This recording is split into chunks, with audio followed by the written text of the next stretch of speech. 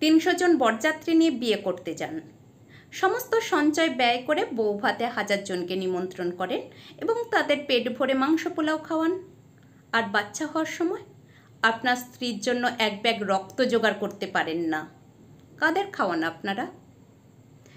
লক্ষ লক্ষ টাকা ব্যয় করে বিয়ের অনুষ্ঠান না করে সেই টাকা ব্যাংকে রেখে দিন।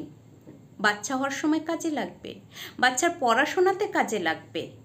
বিশ্বাস করুন, আপনার স্ত্রী, আপনার বাচ্চা অসুস্থ হলে আপনার কোনো আত্মীয় আপনাকে টাকা ধার দেবে না।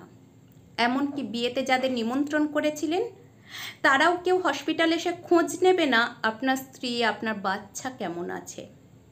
বিশ্বাস করুন, আপনার বাচ্চার স্কুলে, কলেজে, কোচিংয়ে যখন মোটা টাকার প্রয়োজন হবে কেউ আপনাকে সাহায্য করবে না।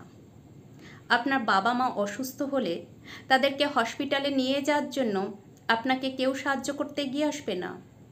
আর সেই বাবা মায়ের শ্রাদ্ধ অনুষ্ঠানে লক্ষ লক্ষ টাকা খরচা করে আপনি কাদের খাওয়াবেন? বাবা মায়ের শ্রাদ্ধ অনুষ্ঠানে যে লক্ষ লক্ষ টাকা ব্যয় করার ইচ্ছা আছে আপনার, বরং এখন সেই লক্ষ লক্ষ টাকা ব্যয় করে বাবা মাকে খাওয়ান। সেই লক্ষ লক্ষ টাকা ব্যয় করে বাবা মাকে ঘুরতে নিয়ে যান। সেই লক্ষ লক্ষ টাকা ব্যয় করে বাবা মায়ের অপূর্ণ স্বপ্ন পূর্ণ করুন।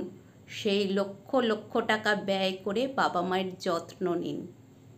ভালো থাকুন, সুস্থ থাকুন।